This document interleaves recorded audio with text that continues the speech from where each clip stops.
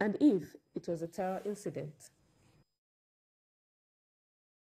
Now, Israel far-right National Security Minister Itamar Ben-Gvir has entered the compound that houses the Al-Aqsa Mosque in occupied East Jerusalem.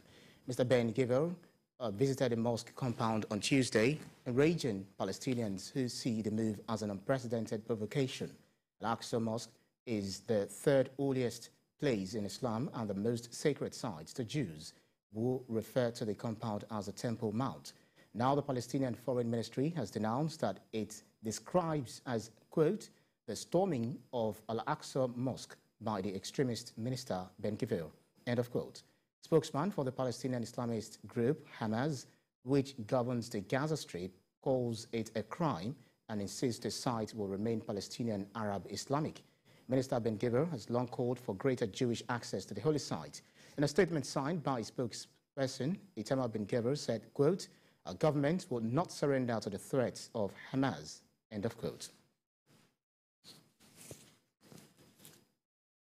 Let's talk this through by speaking with a journalist, Mona Kandil, who is joining me from Palestine via Skype for more on this. Thank you so much for joining us on World Now. Itamar Ben-Gvir is one of the most controversial figures of the new far-right governments, previously convicted of inciting racism. Does it seem it's almost certain to inflame tensions there? We have to mention that the Al-Aqsa Mosque and its complex, it's a very holy site for Muslims and for the Palestinians, whether Palestinian Muslims or Palestinian Christians as well. And the raids and storming the Al-Aqsa Mosque complex have continuously been a reason to flare up the situation and to lead to confrontations between the Palestinians and the Israeli soldiers and the Israeli Jewish settlers as well. What happened early on Tuesday that far-right National Security Minister Itamar Ben-Gvir stormed the Al-Aqsa Mosque complex with a number of settlers, of course, backed by Israeli soldiers and police officers. This move first provocative for the Palestinians, and he is also challenging the Palestinian factions, including, as he said, the Palestinian Authority, the Palestinian resistance movement. He said that his regime will not surrender to the threat of Hamas, and that like Palestinian Muslim Christians are allowed to enter these holy sites. The Jews are also, Israel also allowed to. We have to mention that according to the, let's say, the agreement, tourists are allowed to enter the Al-Aqsa Mosque. However, the Jewish Israelis are not allowed to hold rituals and religious, let's say, rituals inside it and desecrate this Muslim holy site. And this raid to the Al-Aqsa Mosque by Ben-Gvir comes, of course, after several days after Ben-Gvir took office as National Security Minister. Right. This position had power over the police, as one knows, Israeli Prime Minister returned back to power only several days ago, succeeded to form his regime. Now, Palestinian experts here are warning that such raids to the Al-Aqsa Mosque would lead to renew the clashes and the confrontations between the Palestinians and the Israeli officers, because it will not allow the Israeli settlers. Right.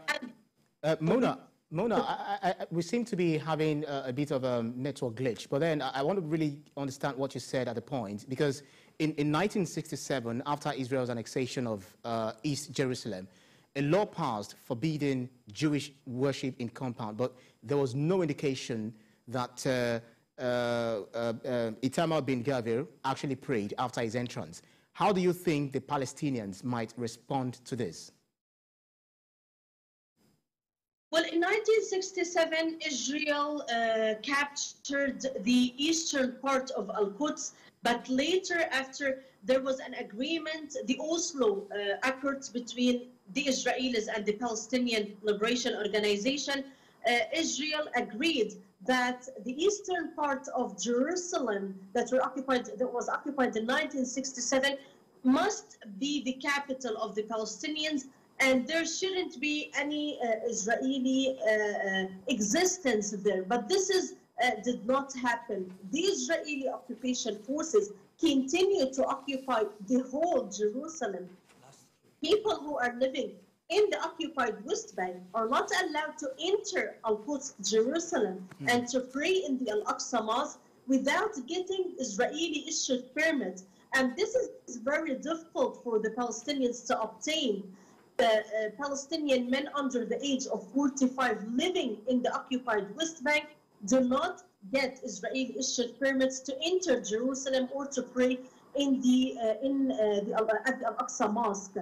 So we are seeing the Israeli regime trying to impose more facts on ground, trying to bring the settlers to freely move and enter the Al-Aqsa Mosque.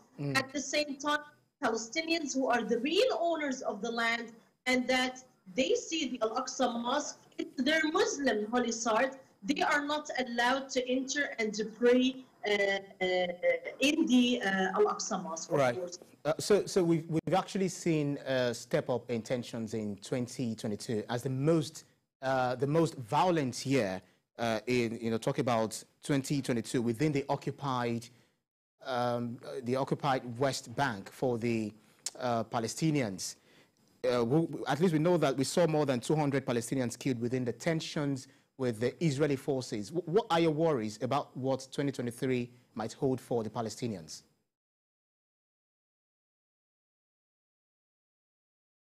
Over 230 Palestinians were killed in the occupied West Bank, including Jerusalem and the lands occupied in 1948, as well as in the Gaza Strip.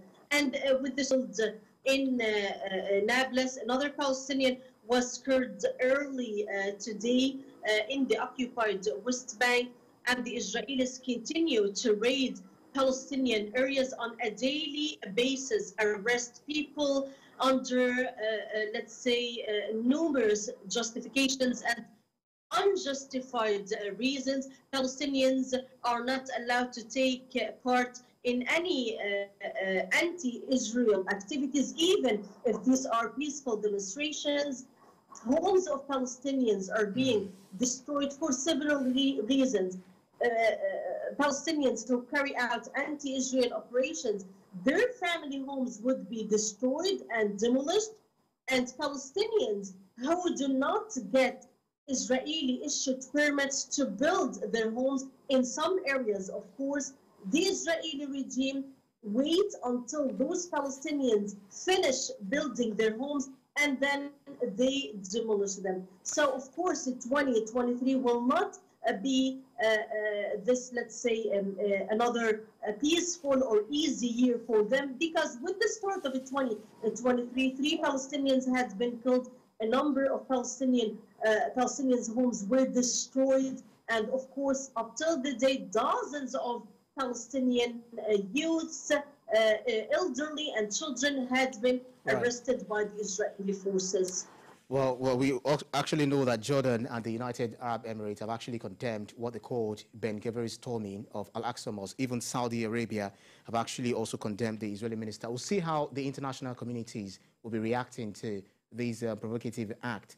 Journalist Mona Kandil from Palestine, thank you so much for joining us on World Now with that keenness of insight. Thank you.